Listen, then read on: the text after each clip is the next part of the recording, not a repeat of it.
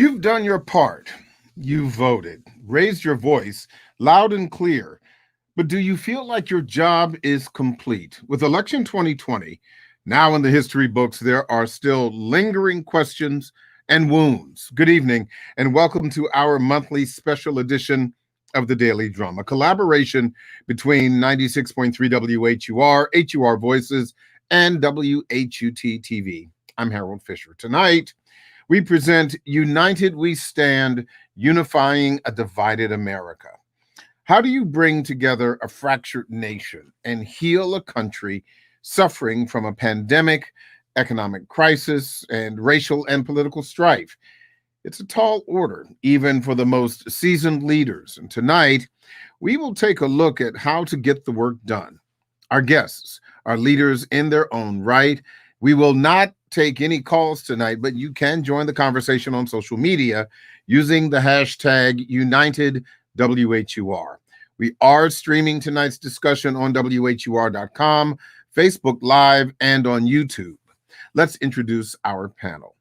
Dr. Elsie Scott is the director of the Ron Walters Leadership and Public Policy Center here at Howard University. Kirk Tyler, political analyst for MSNBC.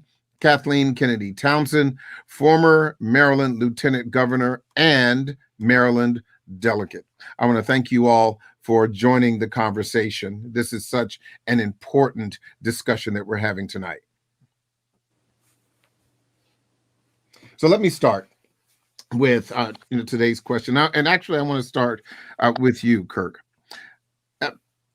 What does unity look like considering our current climate? When you say Kurt, you mean Rick? Yes, I'm sorry. Right. Yes. What does unity mean? Yes. What does it look like? I think it means to remember it's buried in the memory of who we are as a country. And we're a very diverse country. We have a lot of different points of view. And we don't listen to each other anymore. We have bifurcated media where liberals and conservatives can listen to entirely different sets of news or facts presented from different perspectives, and that we just don't listen to each other. And we need to do that, or the system can't function. In a constitutional republic, the single word that describes how it functions is compromise. And Republicans don't want to say it, and Democrats often don't want to say it. But to get anything done the way our government is structured, there's only one thing you can do, and that's the compromise, which means you got to listen to the other side. You got to hear what they need, what they want, what their constituents want. But the other thing is that no one's articulating a vision. That is, what the country becomes united always on one thing, and it's leadership. It's someone emerges and can articulate a vision where the majority of the country actually wants to go. And we haven't had that in a long time. And I think President-elect Biden has a huge opportunity himself to be that kind of a leader. He could actually lead the country to make generational change, meaning he could, with the Democrats, be a stable governing majority. But it requires leadership. It requires that the country moves in one direction. People often say, how come nothing can get done on Capitol Hill? Well, because nothing gets done there because it doesn't matter there. The vote count doesn't matter. You can count all the votes you want. You can ask Leader McConnell, you can ask Kevin McCarthy or Speaker Pelosi. They don't really matter. What matters is when the people decide they're going to tell their members what to do. If they don't listen, they'll vote them out. And we haven't had that kind of leadership. And when we do, it's very easy to move the Congress. But the hard thing is communicating with the country. And in order to do that, you got to listen to the country, and they're telling you something. Ms. Townsend, same question. What does unity look like to you, considering our current climate? Thank you for asking. Actually, today, I wrote an article in USA Today with Senator John Kyle, who is a Republican senator, former Republican senator from Arizona. And what was interesting is how much we agreed on. And first of all, what we agreed is that democracy is really important. Hearing the vote is important. And that's our heritage and we have to defend it. Yet over 35% of American young people don't believe that democracy is the best form of government. They're not taught that in school. We focus so much, I think, on STEM that we've forgotten civic education. So part of what we have to do is make sure that our young people are learning, as the former speaker said, that compromise is important, that we listen to one another, that we engage with one another, and that we participate, and that's a terrific thing to do, and that's part of our wonderful heritage. Unfortunately, too many Americans don't know that heritage and don't grasp it, and therefore we haven't been able to come together because we're not accustomed to doing it in our daily life. We are now also joined by the Reverend Dr. Jamal Bryant, pastor of New Birth Missionary Baptist Church in Atlanta, Georgia. Reverend Bryant, the question that I was asking the members of our panel is, considering our current political and social climate, what does unity look like right now in your mind? Yes. First, good evening to everyone, and let me extend greetings to my former Lieutenant Governor. It's great to see you. Likewise. We haven't prayed together for a while. Listen, I need prayer right now. Georgia is in upheaval. I think that first we got to deal with unity does not mean we all agree. We can have different lenses, have different perspectives, but we are unified in where it is that we are moving towards. And this has been a divisive measure, particularly for the churches, between charismatics and evangelicals. The evangelicals have decided that they're only focusing on two issues, right to abortion and same-sex marriage, as if Black Lives Matter is not an issue, economic disparity is not an issue, and affordable health care is not an issue.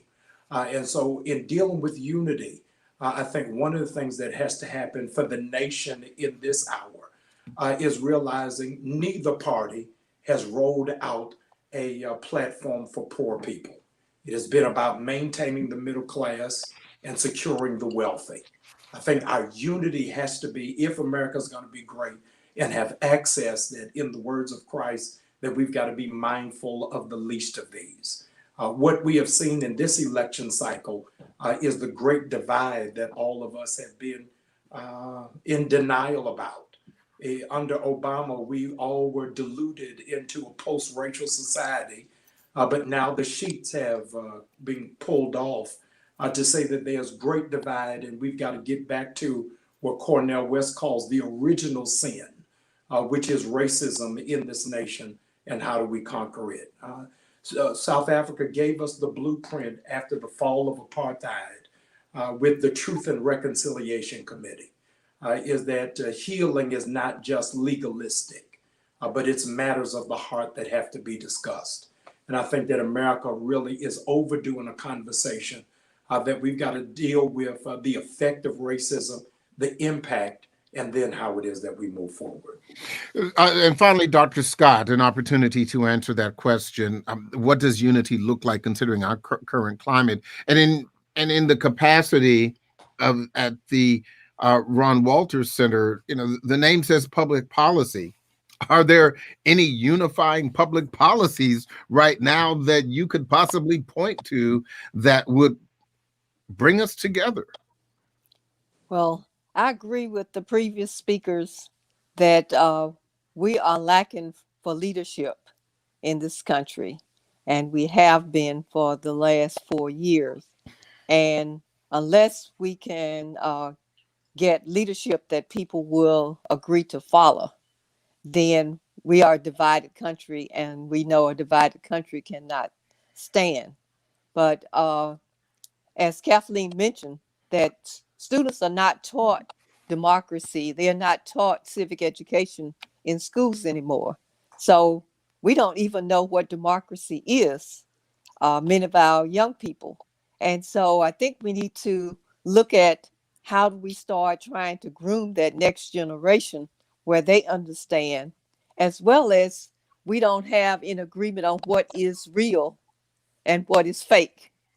And people listen to different mediums, and you wonder why people feel a certain way. And then when you listen to what they listen to all day, you say they've been brainwashed into believing that this is reality, when we have been brought up to believe there's a different reality. But I think it is an opportunity now for Joe Biden to try to see about bringing some type of unity in this country. Some people feel that he may be the right person for a time such as this. He has been on Capitol Hill for many years. He's formed relationships with some of the people up there, and maybe he can get some people to listen to him, that he has run on a platform of bringing leadership to the country and bringing us together. So I think that, if people will give him a chance, then we'll see. But also at the same time, those of us who have voted, we also have to make certain that our voices are being heard as to where we want to see the country going, and not just being led blindly by whomever is in the president's seat. Ms. Townsend, I want to talk a little bit about what Dr. Scott just mentioned. She spoke a lot about leadership. Historically, when we're talking about the leaders of this country, from the president, all the way down to county commissioners, council members, and what have you, do you believe that it is the responsibility of our political leaders to heal the nation, or is that the responsibility of the masses? That's a great question. I think, can I just tell you a story about that? Real quick. Real quick. In 1962, Gaylord Nelson, who started Earth Day later on, asked my father, Robert Kennedy, to get John Kennedy, the president, to do a 10-day trip across the United States to talk about the environment. And he did it. And none of you have ever heard about it. And after he did that, he actually saw that people were so bored with his speech that he started talking about nuclear disarmament instead. But after he did it, Gaylord Nelson, whose idea it was, he was a senator from Wisconsin, realized that you may have leadership at the top, but if there's not a ready and eager audience, it goes nowhere. And that's why he started Earth Day. And that's why I think all of us can remember Martin Luther King's marches, the Poor People's March, which my father very much supported, because he realized unless you have a strong group of people who are willing to go, follow the leader, or at least support that message, just speaking it by yourself doesn't do any good. So it's important I love you talking about the evangelicals and whether they're just focused on two narrow issues, and how do we bring them into a larger conversation of what you could say Christ's message is. And that might be your responsibility more than the president's. You're a leader in that sphere. And I think we can each be a leader in our own sphere to try to hear what other people say and be able to listen to them. But Rick, to that point, we saw the protests near the White House just this weekend. And those, as I often say, those muscular protests from both sides of the election, those who support President Trump and those who do not. I mean, you could call it just like the vote in Georgia, split down the middle. And so how do we find that, that middle ground, when the middle ground could be considered mutual ground in a cold civil war? Well, let's stick with the theme of leadership, because I really think that when leaders, particularly when a president, and this president has been absent of leadership, he has sought to divide the country, and he's been rather successful at doing it. And we ought to just have people talk about rejecting the binaries. So take immigration. It's always presented as, deport everybody at midnight tonight, or let's have open borders. But that's not the way people run their lives. They don't have binaries between those two extremes. Or let's have healthcare be completely a for-profit, totally unregulated model, or let everybody have it for free and the government will run it. Well, that's never going to. Neither one of those extremes are going to happen.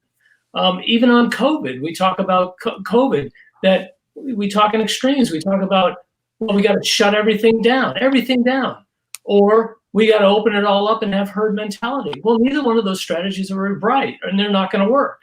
You can do things, and which is where most people lead their lives, in the in-between, the solutions that are in between. We can have a rational immigration system. We need immigrants. If we're going to have actual GDP that approaches 4, 5, and 6%, as the president had talked about, somebody's going to have to do the work. If I'm going to retire with Social Security, Medicare, and Medicaid, or Medicaid, or Medicare in my case, somebody's going to have to pay, and that means we need workers and productivity. So we need a rational immigration system. Somebody's got to explain all that. On healthcare, we talk about being narrow in terms of issues. Well, I'm pro-life, but guess what? Healthcare is also a right, because the right to, if I'm pro-life and the right to life to me is paramount, then the right to maintain life is paramount. So therefore, healthcare is a human right. Now, I have a different system, or how I would put healthcare together rather than the government run it. But is it a right? Of course, it's a right. That's how I would look at the healthcare. We need the issue of pro-life. You have to be pro-life not only in the womb, pro-life in the streets, pro-life when police are shooting black unarmed men. You have to be pro-life at the border. You have to be pro-life when an administration takes children away from their mothers. All of those are pro-life issues. It's not just abortion. So somebody's got to be, the president needs to be talking about the things that, in a way that's practical, that offer solutions that aren't on the extremes. And we ought to just reject extreme arguments. But and I appreciate those many arguments, but I don't want to get too far down into the weeds of that. But and I'll ask Pastor Bryant,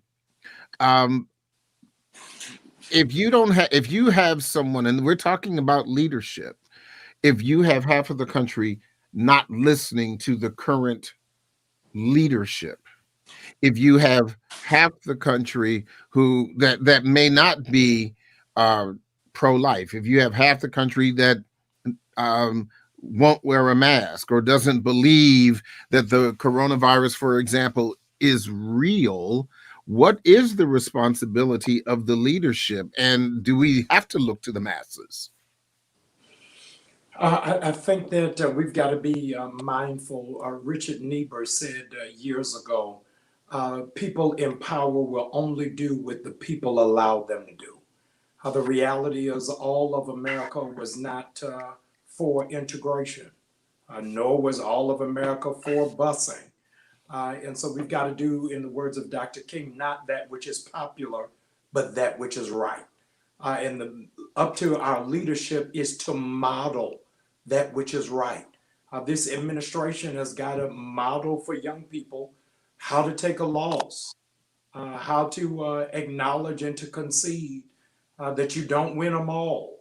And so I think that this is a teachable lesson for all of us, and how it is that we heal. The absence of a concession is a lesson, but it's in the wrong direction. And so we're not looking for everybody to agree, but we've got to hold some value in the democratic process. We've got to hold up what is our standard, even when we're on opposite sides. And I think that this is the moment for leadership to really expose itself. It said that if you're a leader and nobody is following you, you're just taking a walk. And so we're seeing people like Mr. Cruz walk by themselves, because it has already been shared through exhaustive diagnostics. This was a safe and a fair election. And so let's move forward, that the people have spoken and that this is the direction we need to be moving in.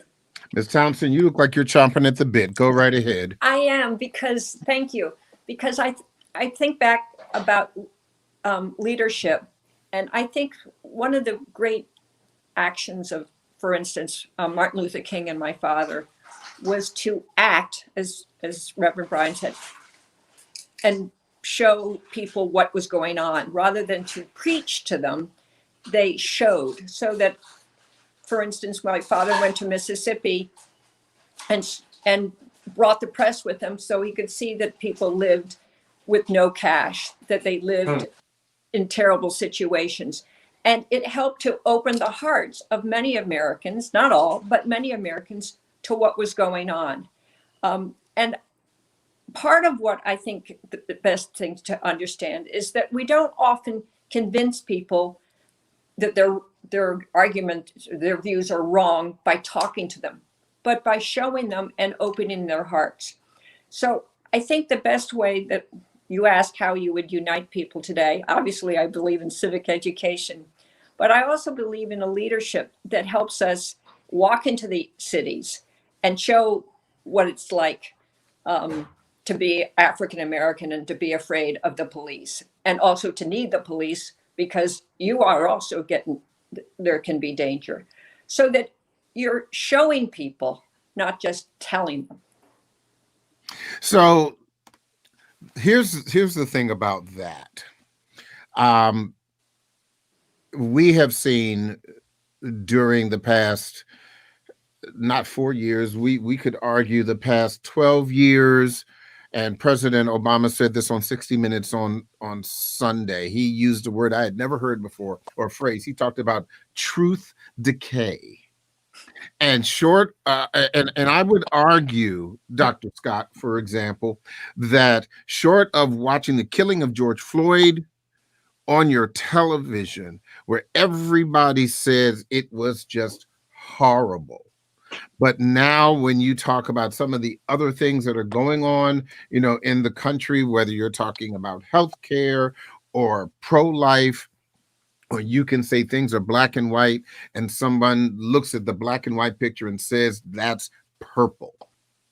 And that, I think, is one of the biggest issues about not showing truth, Dr. Scott, but people who see truth and refuse to accept what is obvious.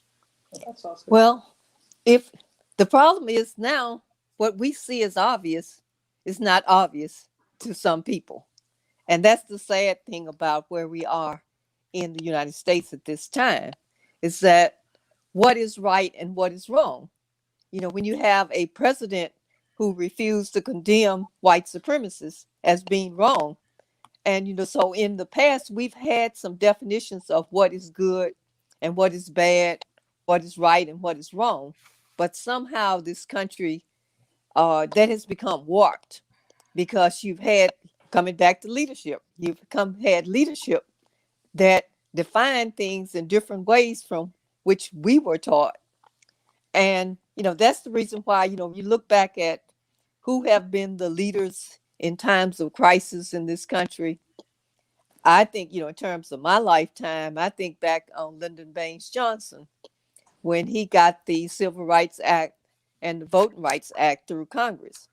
I mean, these were not necessarily things that you would have expected him to champion, but as president, he felt like that he had to do it. Plus, he did have Martin Luther King and other people that were pushing him, but he stated that he felt like the South would not be voting Democratic after that, he had lost support in the South, but it's something that had to be done.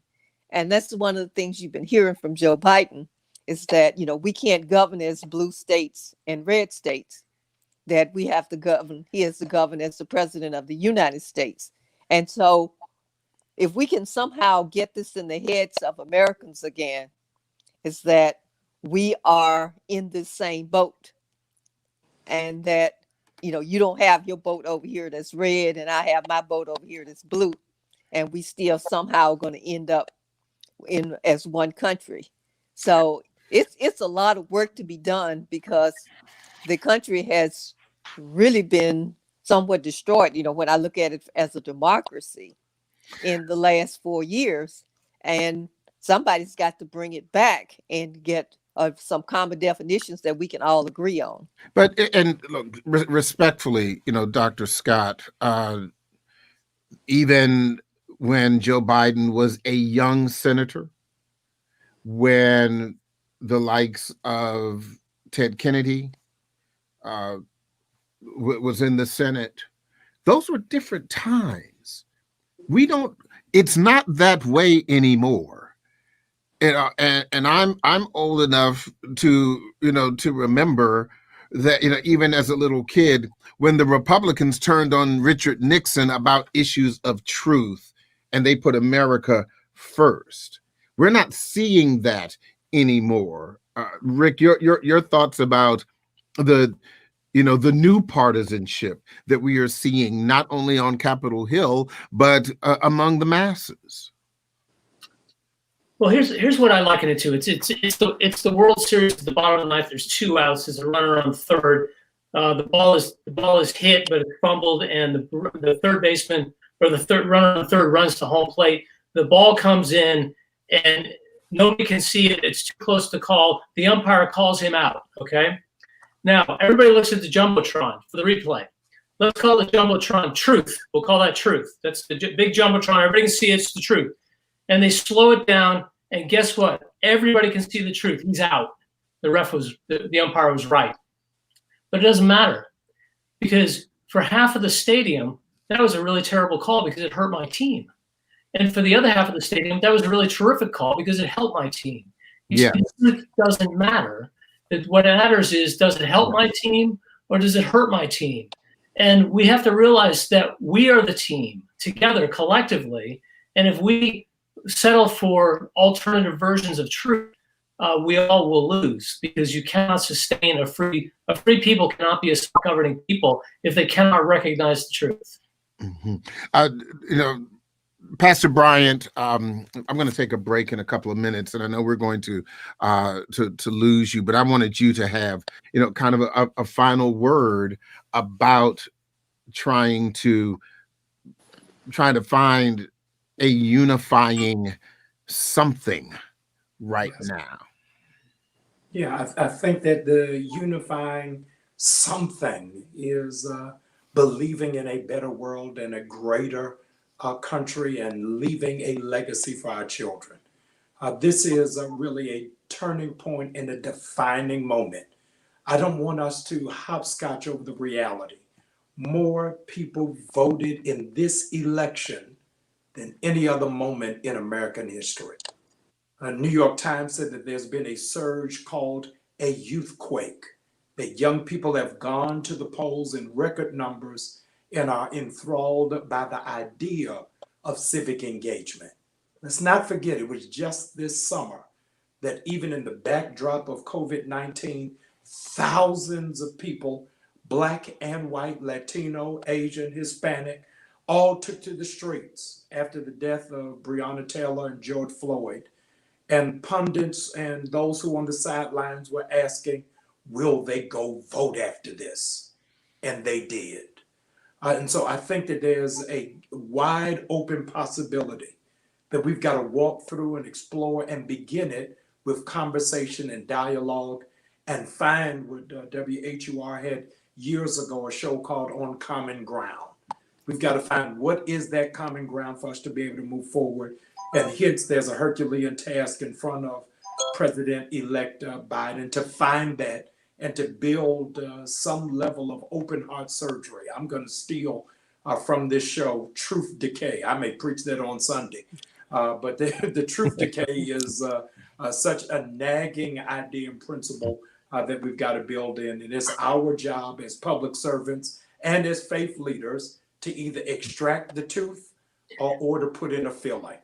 And let me say, something has to happen. And let me say that is not my word. That was something that President Obama said on 60 Minutes. I'm not going to take credit. I wish I could.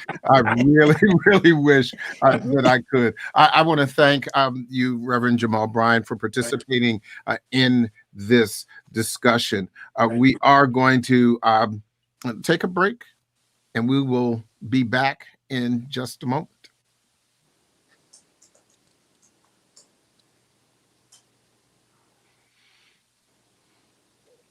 This is a special WHUR, HUR Voices, and WHUT TV edition of the Daily Drum. I'm Harold Fisher. Our topic this evening is United We Stand, Unifying a Divided America. How do you do it? We do have a panel of leaders answering the question, and we want you to be part of this conversation. We aren't taking any phone calls tonight, but you can join the discussion using the hashtag Unite WHUR. Of course, tonight's broadcast is being streamed on WHUR.com, on Facebook Live, and on YouTube. In just a bit, we're going to be joined by another participant to this conversation, and I will make sure that I announce him when he comes in. But I want to continue this conversation about, where do we go from here? And, I guess the thing that is so frustrating for people, because everybody is passionate, everybody is so emotional about these issues. Dr. Scott, can we agree to disagree without being disagreeable? Let's take the issue, for example, of social justice, probably one of the most difficult things to find common ground on. Well, I think the young people are finding common ground on social justice across race lines, across ethnic lines. I watched them, this past summer, how they came from the pandemic and joined together to talk about social justice and talk about a social justice agenda. But it's not going to be easy, because it's hard to get beyond the demonstrations and agreement in terms of protests, then to enact some legislation to develop public policy. That's where it becomes much more difficult in terms of defining, what is social justice and what is best for everybody. But, I have to remain somewhat optimistic. You can't be, you shouldn't be teaching young people, you shouldn't be around young people unless you leave them with some kind of hope and some kind of belief that things can get better. And also in terms of trying to define what is right and what is wrong, instead of having everybody believing that there is no right and wrong, that it all depends on where you wake up, on what side of the bed you wake up on. But, but I think, I really think that as Americans and as people who are in positions where somebody's listening to you, you have to believe that this country can straighten up, as my mother would say, straighten up and fly right, and that there is a possibility that even though Republicans don't have dinner with Democrats anymore, even though you don't have the relationships, but Joe Biden believes that this can change, and I think we all have to believe that there's the opportunity for change. Otherwise, why would we stay here in this country if we did not believe that we can be unified as a country, to some extent, because we've never been truly unified. So, to that point, Rick, earlier in this conversation, you said something that, struck me. You spoke about the issue of police officers shooting unarmed Black men. And in doing this job, how many times have I heard the conversation, well, he shouldn't have run, or he should have put his hands up. Okay, well, his hands were up, but he got shot anyway. So and so you hear these different perspectives that on the issue of social justice, some people may see as as just so critical. I mean, you can go back to the Civil War, conversation, depending on, how you felt about it. Well, it was about slavery. No, it was about states' rights. No, it was about slavery. It's about states' rights. So this is not a new conflict, but there's got to be a new solution to this old conflict. I suspect the conflict may be with us for a long time. And I think it was mentioned earlier that, when Barack Obama was president, too many people got lulled into thinking that the racism issue was over, and it's not. And so look, all those things that you said, I had thought at one time, and I got blind spots. I've got lots of blind spots. But we have to be willing to look at those blind spots. And as I said from the beginning, we have to listen to each other. I didn't understand the police thing either until you get inundated with so many videos. And I've had some weapons training. I understand how law enforcement works. And these are murders. These are not, these are murders. And then you hear about the conversation, right? I didn't get a conversation. My father didn't say, now when the police pull you over, this is what you got to do. I didn't get that conversation. But, every young Black man does. I didn't know that until I did know it. And then I began to change. I began to think about, this was their experience versus my experience. And so we have to talk to each other. We have to slow down and say, I understand why you think that, but here's my experience. And so I think that's just got to be how it's got to be how change happens. You got to change the heart. You can change the mind is harder to change in some ways. It's really changing the heart is when people connect with people one-on-one. And I'll say about social media. Social media is supposed to make. In some ways, it's so amazing. I mean, you can tweet at elected leaders, and guess what? Chances are they may actually read it. That wasn't true before. But social media has divided us in so many ways. It's actually anti-social media, and we haven't grappled with that yet. And you have this toxic mix of social media, talk radio, talk television, the internet, and now with COVID, so many of us are isolated that we don't get to communicate and talk and experience each other's stories anymore. And that's really, I think that's where we are. And the president had used that opportunity to divide people. His Twitter is so toxic. It's always about us and them and us and them and my grievance and them, and they caused it and I'm the victim. And it's what surprised me more than anything is to the degree that people would actually tolerate this type of behavior from a leader. Yeah. Joining us now is A. Scott Bolden. He is an attorney and former chair of the DC Democratic Party. Do we have Scott? There he is. Yeah. Scott, thank you for joining the conversation. Again, we are discussing unity in a divided country. One of the things that we have seen, the FBI just came out with a report just a few days ago saying that hate crimes are up, and Americans are very stressed out about just about everything, the pandemic, social justice, and the like. But, we've got fights breaking out over masks. We have raging debates over the presidential election, financial pressures, folks are losing their jobs. Are you concerned that the United States, as it is today, is just a percolating volcano ready to erupt, or is this country better than that?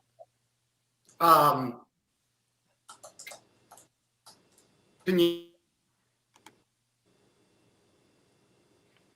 Okay, I think he may have frozen. Ms. Townsend, did you hear my question? I did. Okay, then you go ahead and tackle it. I think what's great is that why have hate crimes gone up?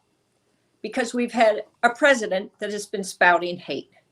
So when we have a president that's going to say other things, I think the hate crimes will go down. When it doesn't become cool to say terrible things, then people will learn from that. I think you can, as a president, you can model behavior, and that will be important to do. I do think Trump isn't going to go away. And the question is, will any of the other Republicans want to stand up against him, or whether he will be a constant thorn in our side? And that's why it's so important, I think, to have real goals that the president can point to that really help all Americans, which is, of course, getting COVID under control and getting us back to work. And I think he will be able to do that. They did that under President Obama, and it looks like there's a vaccination that should help people. So I think, within a year and a half, we'll be in much better shape, and I think that can give people hope. But piggybacking on that, and I don't want to be negative. You do whatever you want. That's the advantage of running your own show. Yes, indeed. But I do want to piggyback on that because you sound optimistic that things will be better once a President-elect Biden becomes a President Biden. But is it possible that there are some really difficult wounds that were perhaps healing prior to the current administration that are now reopened and may never heal? Ms. Thompson, I'll let you follow up with an answer, and then I'll go to Scott Bolden. Well, there may be some people who are upset that Trump loses. I mean, I think the far right and the Proud Boys may be, and if they have wounds, they have a lot of work to do to get better, and I welcome them to try. But I think most Americans are really interested in trying to figure out how to feed their families and to have a good retirement and to have a good health care. And, they might have found Trump amusing, but at the end of the day, they really would like to get on with their lives. When you talked about wounds that are being healed, what were you referring to? I'm referring to racial strife. And you spoke about, whether it's, hate speak, perceived hate speak, and the like. Let's be honest, those things. Those wounds are there for a while. Yeah, they didn't just pop up as in somebody 2016. said, that's our original sin, Mm-hmm. and they are there. I think somebody made the point about the Truth and Reconciliation. I think that could be very helpful. I don't know. South Africa was a different situation where you really had Nelson Mandela had this won as he should have won, and he was a person that said, we're going to work with you, the white people who've been oppressing us. I think that we have a very different situation right now in the United States. And I think we do. We can disagree about that. But I think that what we have to do in city by city is, first of all, create jobs, have good education, and re-educate the police. I mean, you don't know this about me, but Reverend Bryant did. I did a lot with police when I was lieutenant governor, to train police, to have police work with communities, and we could reduce crime, not by putting people in prison, but by building better relations, but having more drug health care and having more jobs. So there are things you can do, but they're very specific in different communities, and you're getting people to work together at I think, neighborhood and community levels. That's what I would suggest. Scott Bolden, my question to you is America in a cold civil war right now? Is it ready to blow up, or is the country better than that? And if not, how do we get to that better country and not blow up? Well, this great experiment is strong. It's bendable, and I think we're going to be okay because we have been for over 400 years. not for all citizens, but America and this democracy is better than that. But let's be real clear. We are here because of 4 years of Trumpism and the GOP's enabling Trumpism. Trumpism isn't going away after he leaves the White House. It's going to still be here. And so before we can fix what's wrong or compromise or work with Republicans, we got to hold some people accountable. It's a very scary place for me as an African-American male the last 3 or 4 years. Hell, all 58 years. But the last 3 or 4 years have been pretty scary. And so the political gangsterism. Low battery. Yeah. Go ahead. Before we can start compromising, we've got to fix what's wrong. And what the Republicans have done to America abroad and here, and to communities of color, we got to fix that and address that and keep people accountable. And then we can talk about rebuilding America together. Why didn't you go? Rick, the hunger for power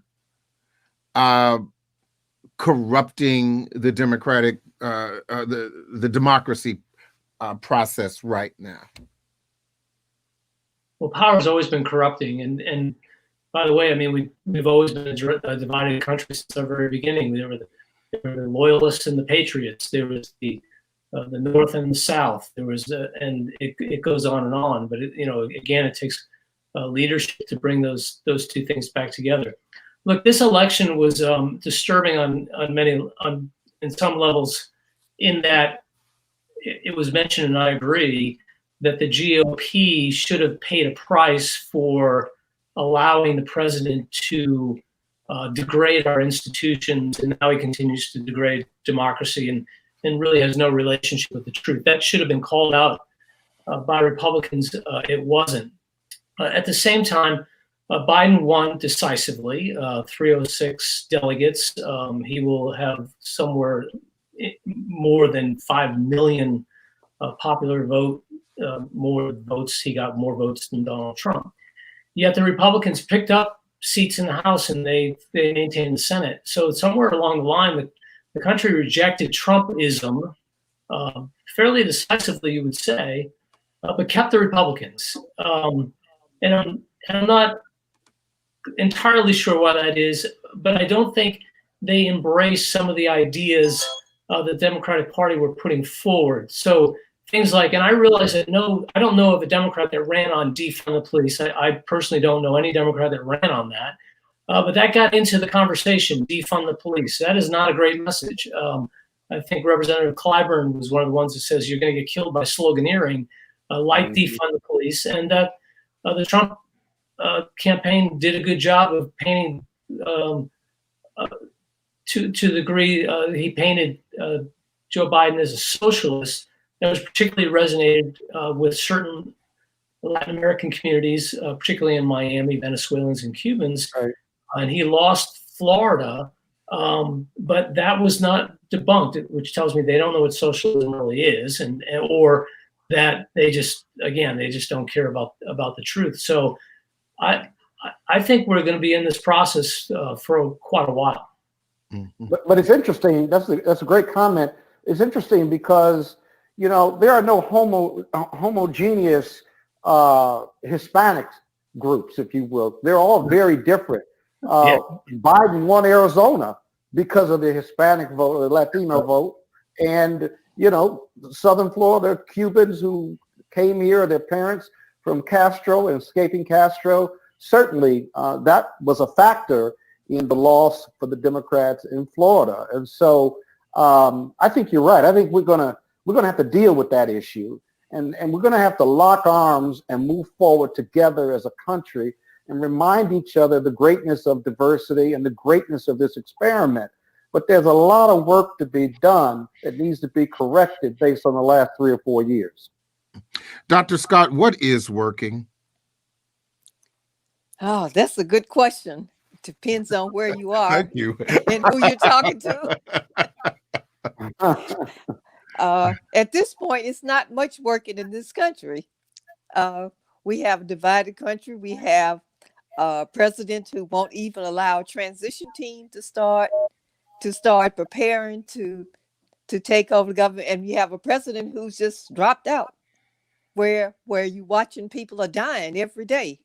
And so there I can point to more that's not working right now than what is working. Well, and that's why I brought it up, because we've had a whole lot of what isn't, and I wanted to, even if there's just one thing that you believe is working, and why. One thing that is working is that the election is being shown to be fair, and that Joe Biden absolutely won the presidency. That is working. I mean, even when you've had Republican leaders to try to go and attack, well, not to try, but to attack the Secretary of State in Georgia, who was trying to do the right thing. You know, the fact that Secretary of State stood his ground, that's working. And so many of these secretaries of states, even where we felt like they have been, you know, where they've been pro-suppression, using voter suppression methods, but still they seem to have tried to run the voting system a little better this time, and they are standing their ground. But you know, so when I think about that, but then every time I think about the fact that Trump got 72 million, a little over 72 million votes, that's still frightening, because it's still a lot of people who believe in the Trumpism in this country. And many of those people are going to be part of the problem as the country tries to move forward. Let me ask Rick the same thing. What's working, Rick? I think on balance, and people may disagree, but I think on balance, the Constitution is working, that the limits of power are working. Trump has tried to do a lot of things that the courts have checked him on. That's certainly been the case during this whole election process.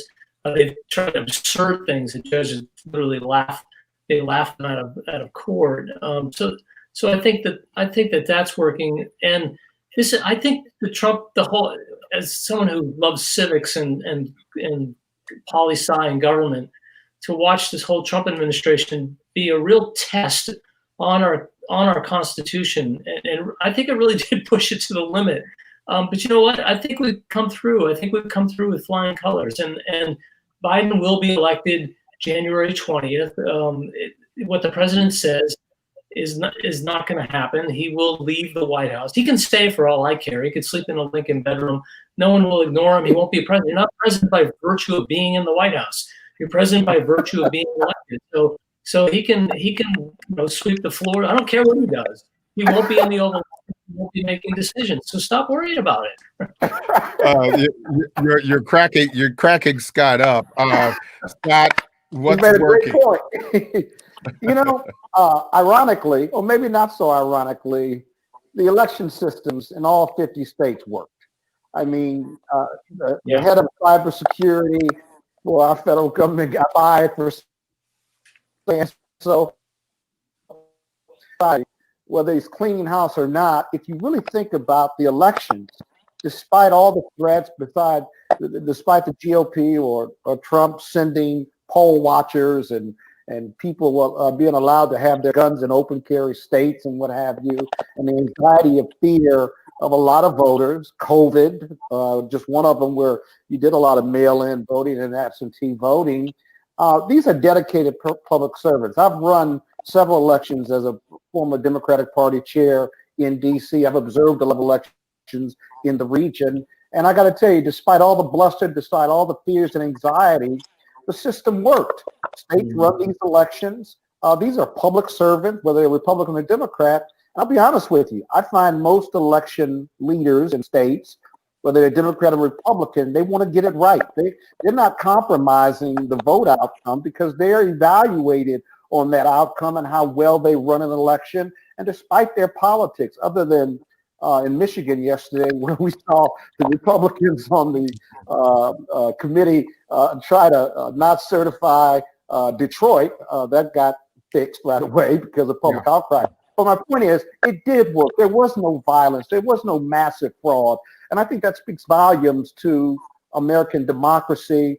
And think about it. We had more people voting in this election than any other election. Trump outperformed himself, and so did Biden. And I think that's a testament to the greatness of this country. I've got an extra minute for you, Ms. Townsend. What's working? I'll let you have the final word. Well, I love the fact that the post office is working. As far as we know. Well, I happen to sit on a board called Why Vote at Home. So we really pushed the idea that voting at home, voting by mail, voting by mailbox would work. And a guy from the post office also sits on this board, and he said, we took it over and we ran it. And DeJoy could do whatever he wanted. But the fact is, we know what was going on at the grassroots level in the post office, what should be done, and they got it done. So you have to be pleased with the civil servants that said, we're going to take it over, we're going to announce what's wrong, and now we're going to make it right. I think that's a really great point. They've always been with us through all administrations, and so we certainly salute them wherever they are: post office, labor department, education. That's the rock solid base of our federal government. We are out of time. I want to thank you all for joining us this evening to share your time and your talent and voices with this discussion. And as always, we thank you for tuning in, and we invite you to continue the conversations amongst your family, coworkers, and peers. And we know that it's only through constructive dialogue that we can grow in our learning, understanding, and compassion for each other's points of view. I'm Harold Fisher. Good night. Good night. Thank you. Good night. Thanks.